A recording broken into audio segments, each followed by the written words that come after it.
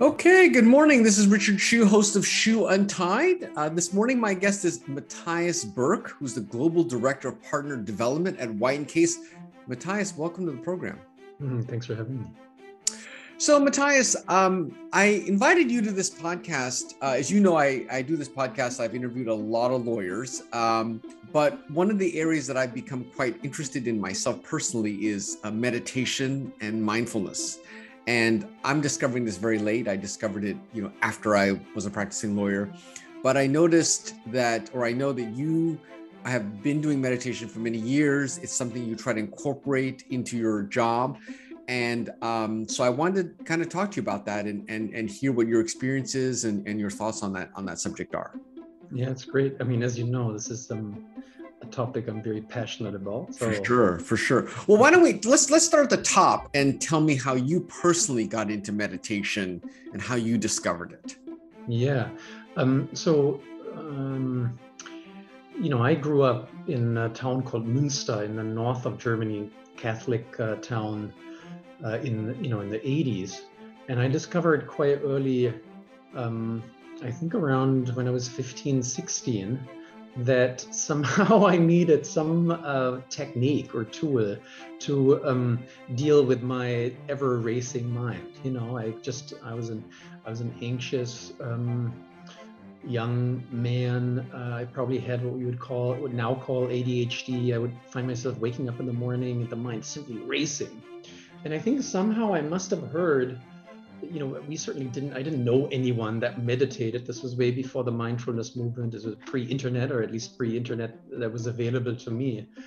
And I just thought, there is a technique out there apparently that can help you develop peace of mind, centeredness. And I really wanted that, right? I wanted peace of mind and centeredness. And I, more or less by accident, happened to stumble into a group that was a Zen meditation group. Zen, as many of the listeners will know, is a kind of Buddhist meditation form that was mainly shaped in the last 1,000 years in Japan. But at the end of the day, it's a very, very simple form of meditation where you sit down, usually for around half an hour, and you focus on your breath. Mm-hmm. And I started this, I believe, in 1995 or 1996, and I've done it ever since. I still do it today very actively in Still Mind Zendo, New York, where I'm on the leadership team and the board. And it is a very integral part of my personal life. I have a morning practice and evening practice. I'm in our Zen center, at least twice a week. So it really has become kind of a core pillar of how I live, I would say. What was your initial reaction to it? Because I know when I first started it, my initial reaction was, on one hand, this seems so simple, and yet it seems so hard at the same time. There are very few things in life which are like that, things that are simple are simple, things that are hard are really hard. But on one hand, the concept just seems so simple. Just, I like the quote from Joseph Goldstein, who's a great meditation person. He says, if you want to understand your mind, just observe it, and it seems like such a simple concept, but I'm curious to know, what was your initial reaction when you first tried it? Yeah, I mean, I actually distinctly remember the first time I went into, in this North German town, in this kind of meditation room with a handful of other folks that came together. And my initial reaction, I would say, was one of real relief almost, right? I had never, it sounded like kind of crazy almost to me to say you go in and for 25 minutes you just sit, you don't move, you don't talk, you don't feed your mind. And it was the first time I think I realized that there's a real possibility to bring kind of peace and quietness to the mind. But I very much relate to with what you're saying. And I'm a psychologist by training, so I'm probably biased. But you're in mindfulness, you're dealing directly with the mind, right? You're really kind of looking directly, like you were just citing Joseph Goldstein, you're looking directly into your mind. I think it's probably fair to say that there's almost nothing that's more complex than our mind. Our mind is so complex. and it has so many levels. And when you start a practice where you directly look, because you're doing nothing else, you're simply observing. Yeah, it's very complex, and it doesn't, I've been doing this for 25-ish years now. It changes, of course, right? Your practice changes, as anything would that you do for a long time, but it never becomes boring in that sense. There's always more to discover and almost unlearn and see and experience. But I couldn't agree more with you on that. Like, the practice couldn't be more simple on one level, but then I really do think there may not be a more complex practice that you can engage on than meditation. Well, one of the things I found very interesting is, now that I've started to observe my mind, is I find it interesting how, for whatever reason, the mind feels the need to, repeat itself over and over and over again. And, like if you articulated everything your mind thought of, you would sound like a crazy person. But, it's you think about it, you get a piece of bad news and you think, well, I already know this piece of bad news, but somehow your mind feels the need to serve that up numerous times during the day. I don't know why it needs to tell you over and over again the same bad news. You already know it. But somehow the mind, wants to pull you in to this thought repetitively. I don't know if, what your thoughts on that, but that's what I observe in my own mind. Oh, 100%. And at the worst times, right? I mean, when I have a 6-year-old daughter, when I want to play with my daughter and I'm done after a long day, my mind I'll notice my mind will want to pull myself back to some email or for those of us who have a hard time sleeping, like it'll wake you up at 3 a.m., right? So absolutely. I mean, this is the other amazing thing that I think you discover when you start mindfulness, is we actually have much less control over our mind than we think, and so it's very humbling. To your point, you realize your mind kind of, anyone has ever tried mindfulness practice, even something as simple where you say, okay, start observing your breath. Yeah, all of us can direct our mind to the breath, but like 3 seconds later, your mind takes off, right? Even though you didn't want it to. No. But the beautiful thing also is, I guess with all practice, is your mind has a natural tendency to wander. Like you place it somewhere. This could be in mindfulness, or it could be in a meeting, right? You want to listen to a client, but you're super distracted because another client just called and you can't really listen because your mind is constantly wandering. The beautiful thing I find with mindfulness is that over time, it never entirely stops, right? That's just the nature of our mind. It wanders, but you really develop that ability to quite quickly wind down. And it's very rare for me these days that I don't meditate before I go to bed, but I have a busy day, like many people that work and have a family. And oftentimes it's interesting because the moment I sit down, I realize, wow, there's so many thoughts, right? They're all over the map. And then quite quickly, I'm able to come back, be here, be present. And then it's almost like, you have kind of a cloudy sky, and then the kind of clouds move away and you realize, oh, all right, they don't need to be there, right? You're not a victim of your mind either. You can direct where you place your attention. Well, let me go back, because I think you touched on something, because you said, you realize how out of control, you don't have control of your mind. And I guess on one hand, I agree with that. But I think the thing with mindfulness is that it does give you control back over your mind. Because before I started mindfulness, that's how I felt. I just felt like my mind was like a runaway freight train. I mean, just these thoughts after thoughts after thoughts after thoughts. And I want to get to that in a second. But once you kind of realize, once you can kind of observe these thoughts, then I feel like now I'm in control. I mean, I can say, well, that's just a thought. This is just a thought. These are thoughts. And I feel like now I'm back in control of my mind, as opposed to the other way around. You know what I'm saying? Exactly. I mean, what I meant to say was, you don't have perfect control, right? Like, I think our mind is wired to. And one of the fascinating things is that you may have noticed, Richard, is it's not just that you train your ability to come back. It's also that you start to give less weight to those thoughts, to detach, because our mind is also like a great master of delusion, right? So maybe you're in a conflict with a colleague or a client, and your mind tells you these stories, and oftentimes they're like really distorted stories. They're like, oh, that person is trying to undermine me, or they're not trustworthy, and you make up all kinds of things about their intentions that you don't know, right? And then if you're untrained, you act upon those and you create all kinds of chaos. But when you start to meditate, you realize, oh, my mind is telling myself, to your point, over and over the story of how I'm being wronged, for example, right? Because those are the kind of stories our minds like to tell us. And then when we're not careful, we buy into them. But in mindfulness, we realize, oh, it's just a thought. And then when I come back with my colleague or with my client, I can kind of hold those stories very lightly. And I can say, oh, I'm telling myself the story that the person is, trying to undermine me. But you know what? The opposite might be equally true. And you just don't hold them so tightly. And I've more and more discovered there's so much freedom in that, is that I'm not beholden to the quality of my thoughts either, and I don't, a particular one, sorry, just to, share this point is our mind, I think evolutionarily, our minds are wired to be fairly anxious because, evolutionarily, I could imagine it has an advantage to kind of anticipate the worst, right? Oh, I heard something, back there in the bushes. I'm sure it must be a tiger, and all of a sudden I'm running.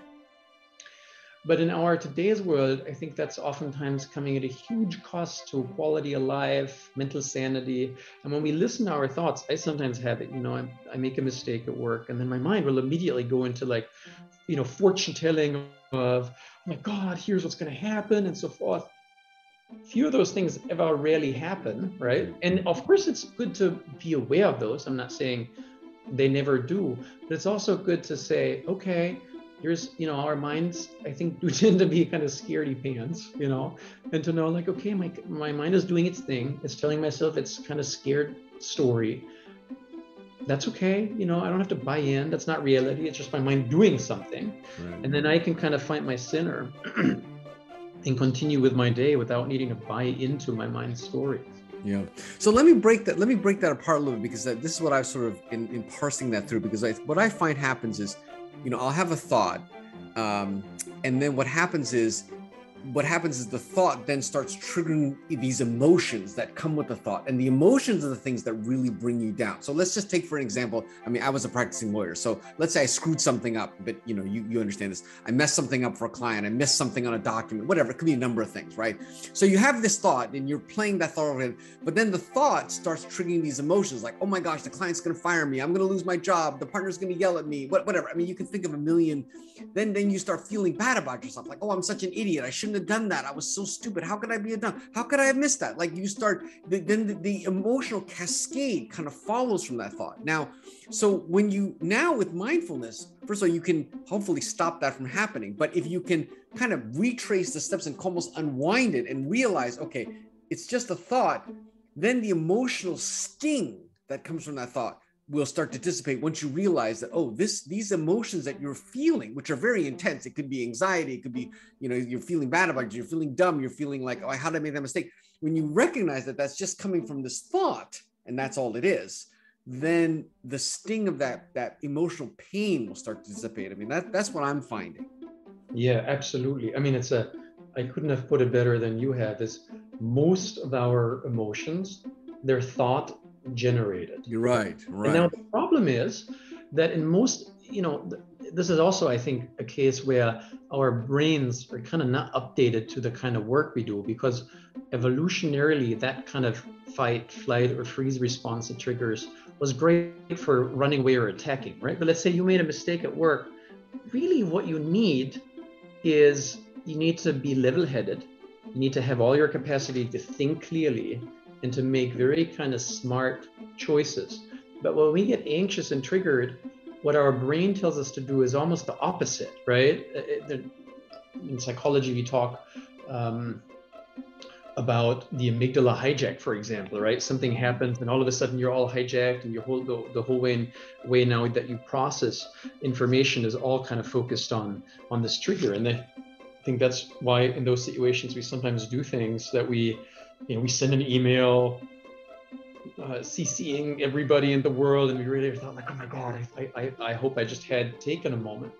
because the reality is that kind of being anxious is actually not helpful, right? What is helpful is to take a breath, calm yourself down, detach in a way from the thought, and be able to be very level-headed. And, you know, one of the things that I find fascinating when you look into the history of meditation, you know, in Zen meditation came to Japan around, you know, somewhere between the year 1000 to 1200 after Christ.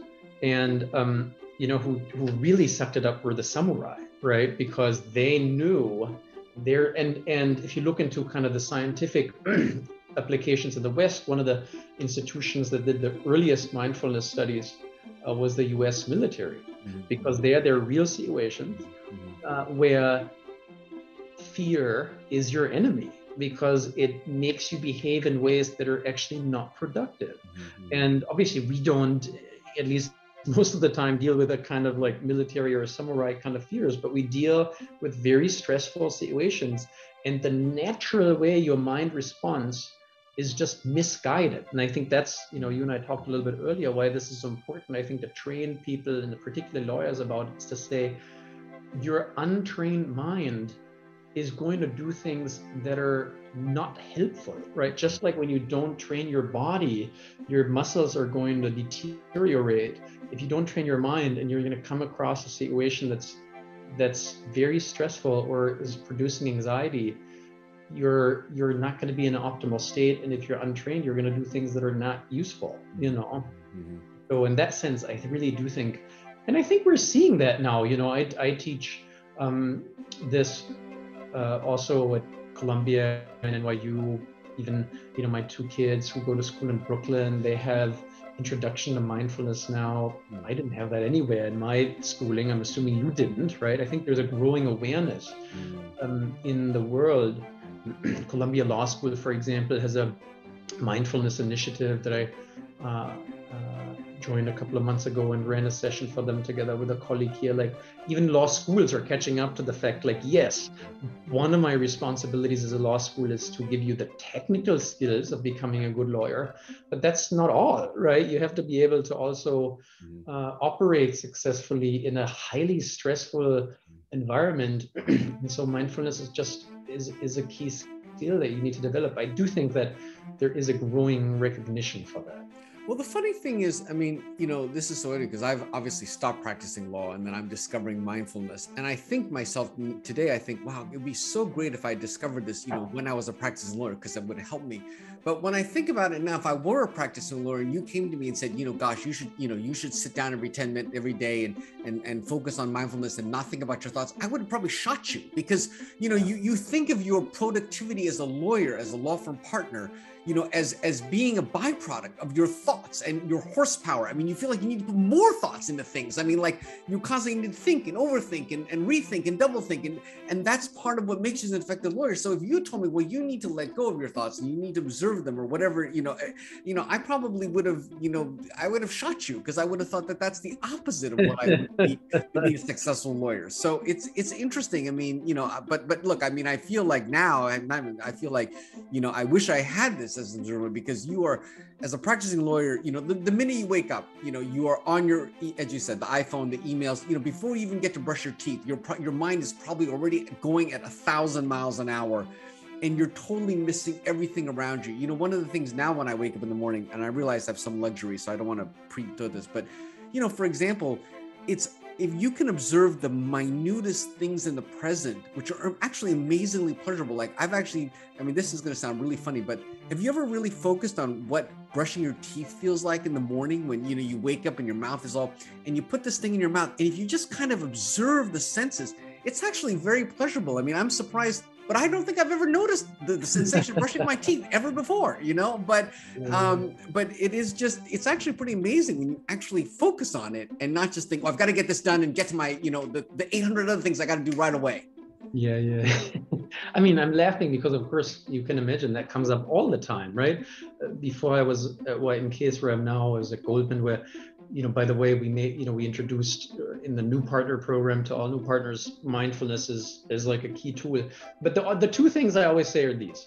Number one, like if you want to drive a car fast from New York to San Francisco, you can't just say, oh, I don't have time to fill up the tank, and then get stranded in Pennsylvania and be like all surprised, what happened, right? Like the mere fact that there's a lot of demands on you doesn't mean that you can neglect recharging. And if you do, a lot of people do, then it's going to come as a consequence, right? Because you can only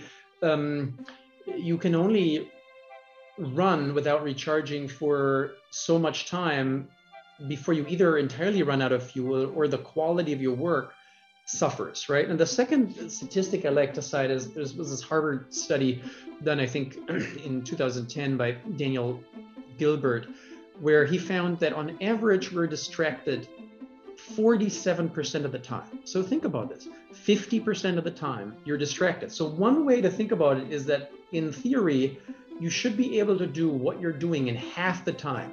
Now, I'm not saying that, 10 minutes of mindfulness is going to move your 47% distracted to zero.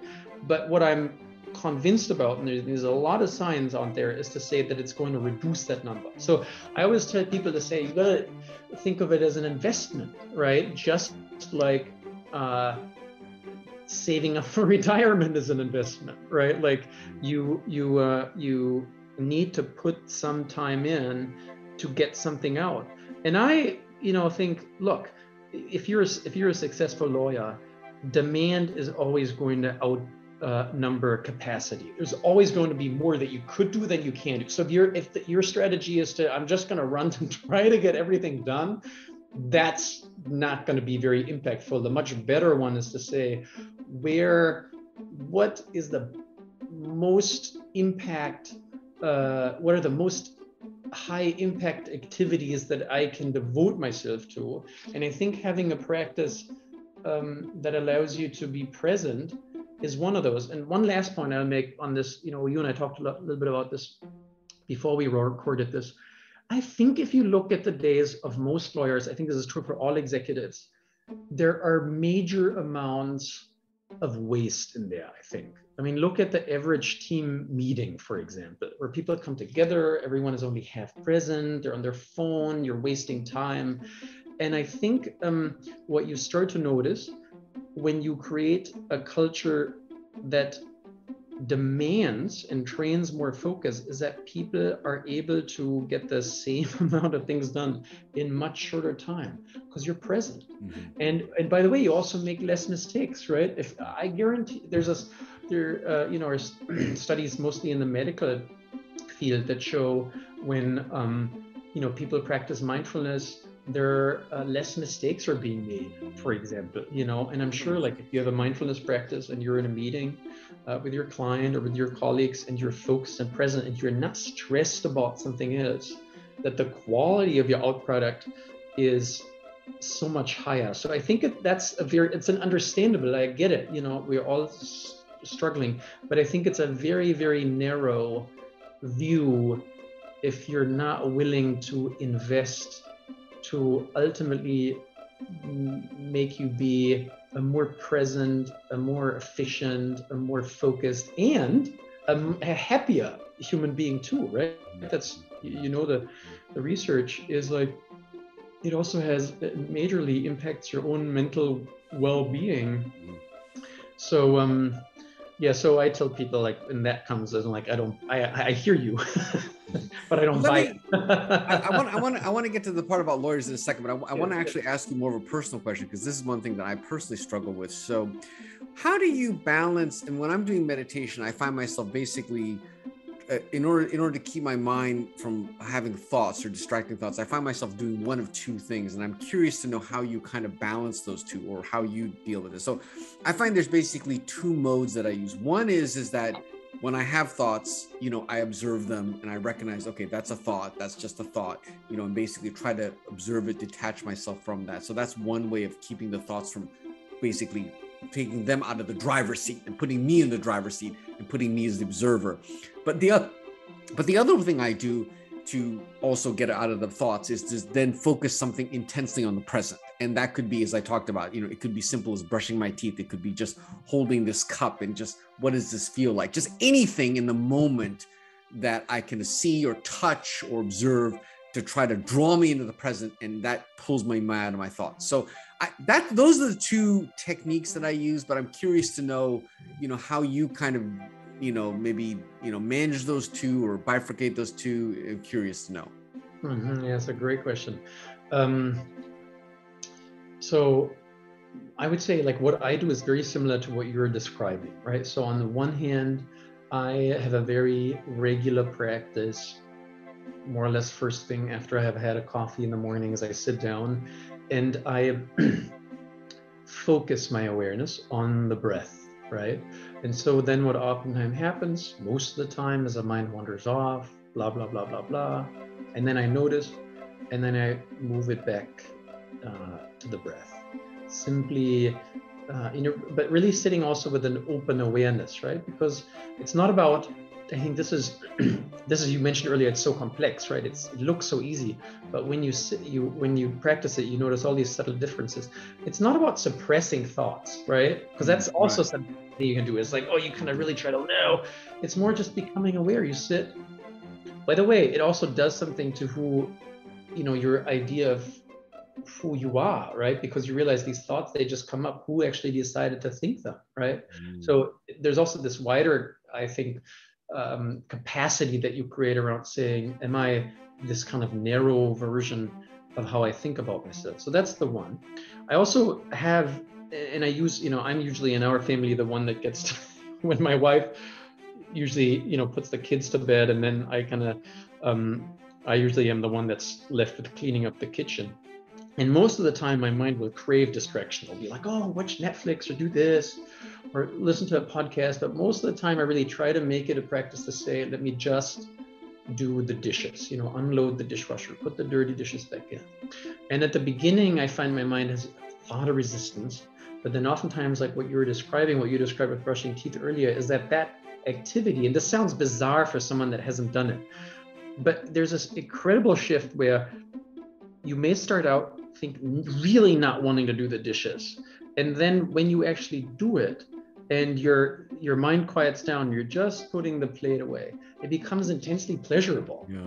And by the way, all the psychological science says that we're happiest when we're present with something, right? Like the ability to be right here, for whatever reason, is just deeply satisfying for ourselves. And the last thing I'll just say is, it's easier with brushing teeth and the dishes, but I think you can also practice it in a busy day that makes more cognitive demands. So the one thing I try to do is whenever I get together with people virtually or in a room, is to also take a moment to, and oftentimes I have an agenda, right? Because I lead the meeting, or I want to get something out of the meeting, or I need a decision, but to really kind of step back, take a breath, and create a moment of really open awareness to what's actually going on, right?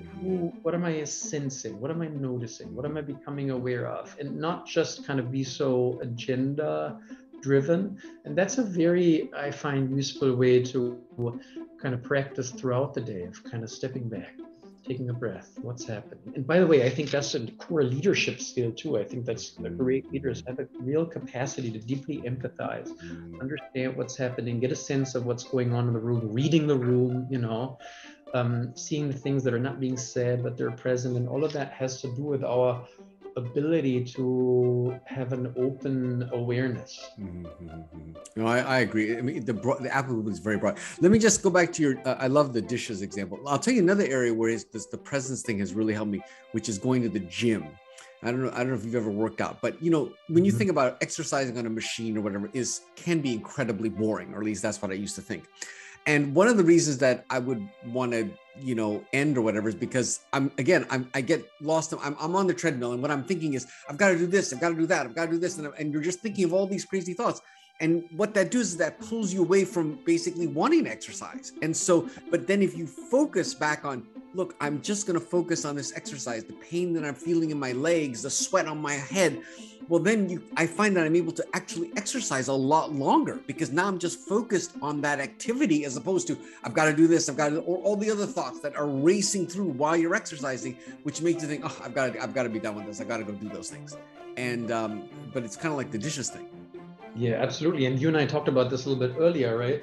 If you look into the research on creativity, it shows that we tend to have our best ideas in moments when we're not thinking, when we're not actively thinking about the problem or stressing out about something, right? So in a sense, you could say, well, oh, isn't that a waste of time? Like I could be, working out and doing my emails. But the reality is that I think especially when you do highly complex work, when you take a moment and you just run, or you just do the dishes, or you just work out, and you're intensely present, your mind actually continues working on things. And then I don't know if you have this, when you work out or you meditate, but then sometimes there's like real insights that come, things that you wouldn't have noticed if you hadn't given your mind kind of, metaphorically speaking, space to breathe, Yeah. No, that's a really good point, actually. Yeah. No, I don't get those insights, but if I do, I probably wouldn't have been a lawyer anyway. But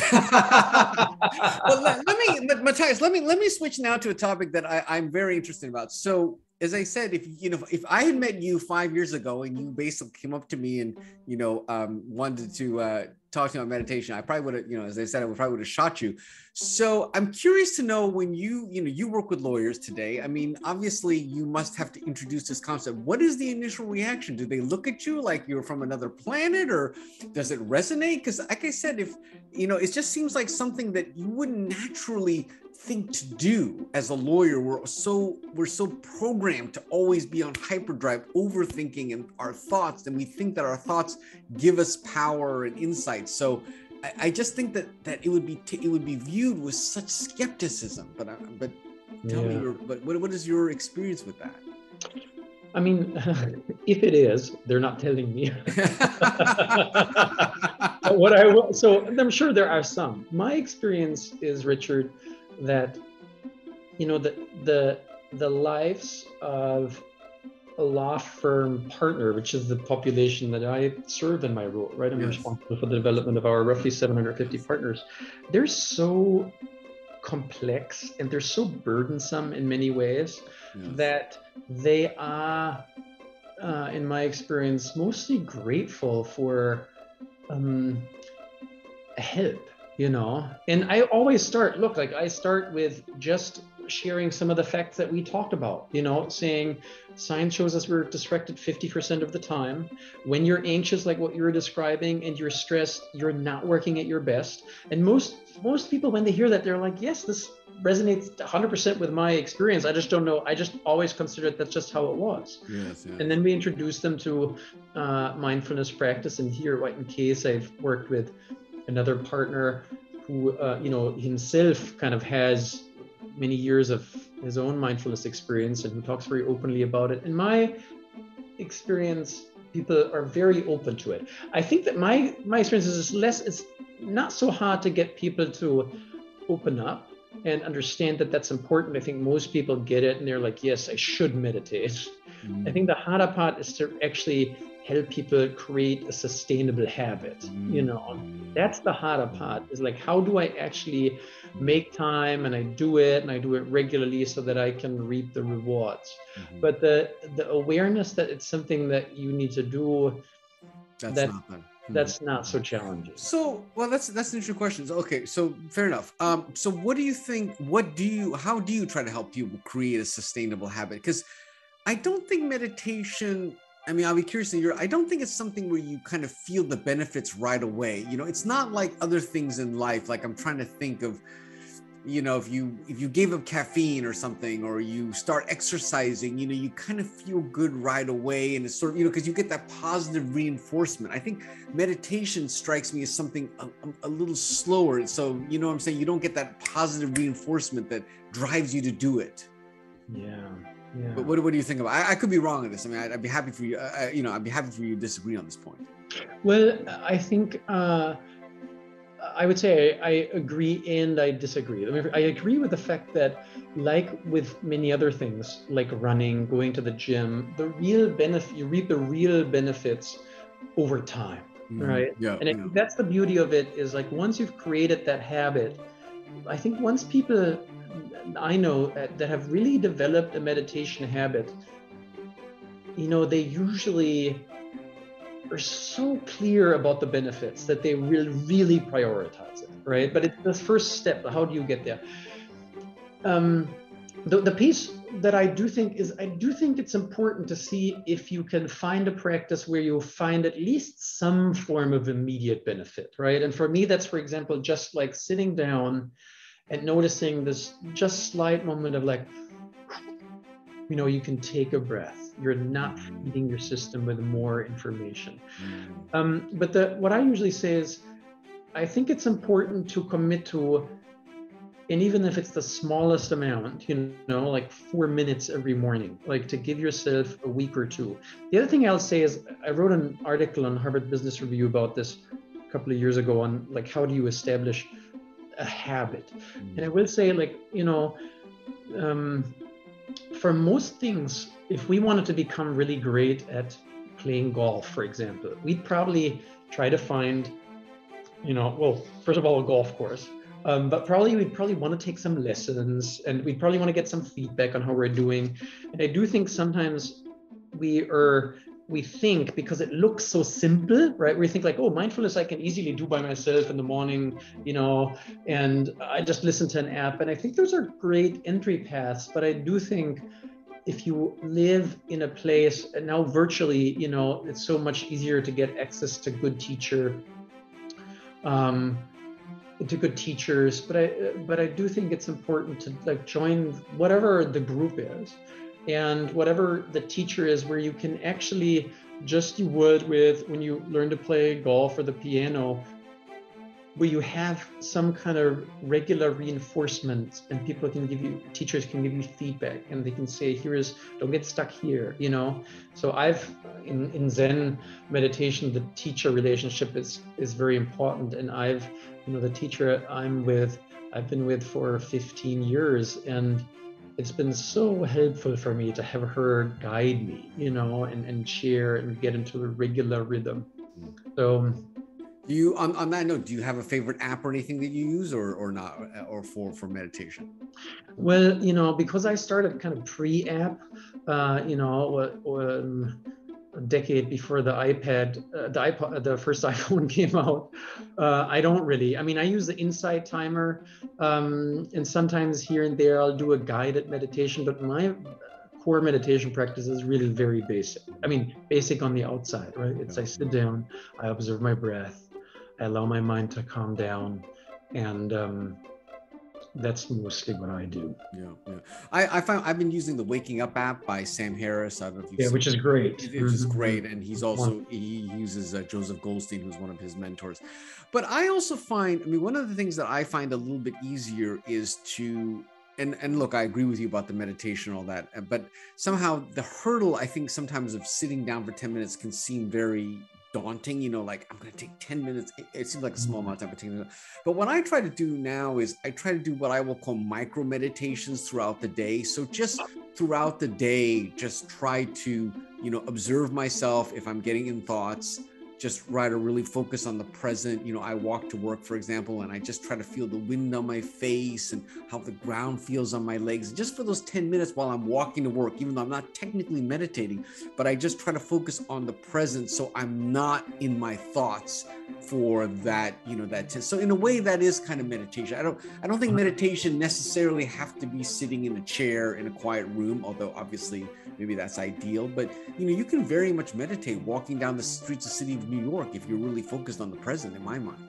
Oh, 100%. And in that sense, what you're describing, it's more about like leaving things away than adding new things, right? Like go running and try doing it without listening to an iPod or music, and without trying to solve a problem. But focus on, what's it feel like to have the wind in your face and the feet on the ground and the breath coming in and out.